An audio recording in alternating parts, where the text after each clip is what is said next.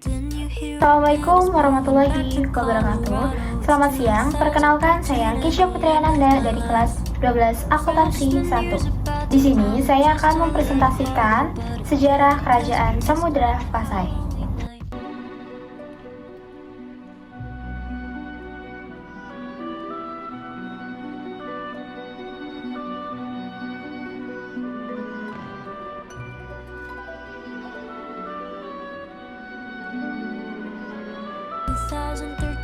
Pernah nggak sih terpikirkan atau terbayangkan bagaimana awal mula perkembangan agama Islam di Nusantara?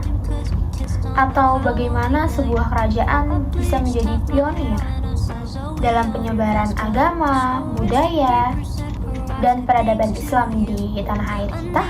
Nah, hari ini saya akan membahas kerajaan Islam pertama di Nusantara dan sebuah titik awal yang mengubah sejarah. Kerajaan ini bukan hanya sebuah simbol kejayaan Islam, tetapi juga bukti bahwa Islam datang dengan damai melalui perdagangan, dakwah, dan akulturasi budaya. Penasaran? Yuk kita mulai materinya. Nah, di samping saya ini adalah Kerajaan Samudra Pasai. Kerajaan Samudra Pasai ini berdiri pada abad ke-13, yang dikenal sebagai kerajaan pertama di Nusantara dan berperan penting dalam penyebaran Islam dan perdagangan. Kerajaan Samudra Pasai terletak di pesisir utara Sumatera yang pada saat ini dikenal dengan Aceh, yang didirikan oleh Sultan Malik Al-Soleh pada tahun 1267 Masehi.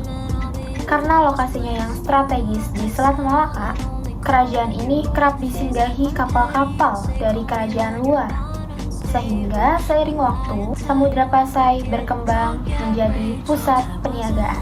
Nah, para saudagar dari Arab, Persia, India, bahkan Cina mengunjungi Samudra Pasai untuk membeli rempah-rempah, kapur barus, emas, dan masih banyak lainnya. Dengan menggunakan mata uang emas disebut dirham yang digunakan dalam proses perdagangan. Nah, kerajaan Samudra Pasai ini disebut sebagai pusat studi Islam, bahkan ulama-ulama dari berbagai wilayah berdatangan untuk belajar. Sehingga kerajaan Samudra Pasai ini sangat berpengaruh dalam penyebaran agama Islam ke Malaka dan juga Jawa. Pada akhirnya Samudra Pasai mulai mengalami kemunduran dan runtuh akibat beberapa faktor, diantaranya kemunculan Kesultanan Malaka yang menjadi alih dominasi perdagangan hingga serangan Portugis pada tahun 1521 dan kemudian diambil alih menjadi Kesultanan Aceh.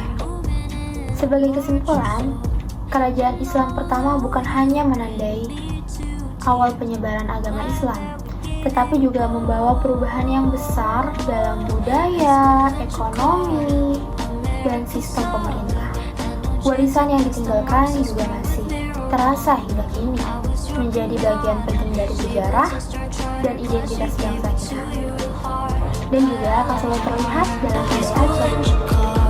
Itu adalah poin-poin penting dari sejarah kerajaan Samudra Pasai atau kerajaan Islam pertama di Nusantara. Seperti kerajaan Islam pertama yang membawa perubahan besar, kita pun bisa memulai langkah kecil untuk mencapai hal yang besar. Jadi teruslah belajar, berkembang, dan berkontribusi. Saya Kisha Putriananda, pamit undur diri. Semoga pemaparan ini dapat membantu menambah wawasan untuk kita semua. Terima kasih dan wassalamualaikum warahmatullahi wabarakatuh.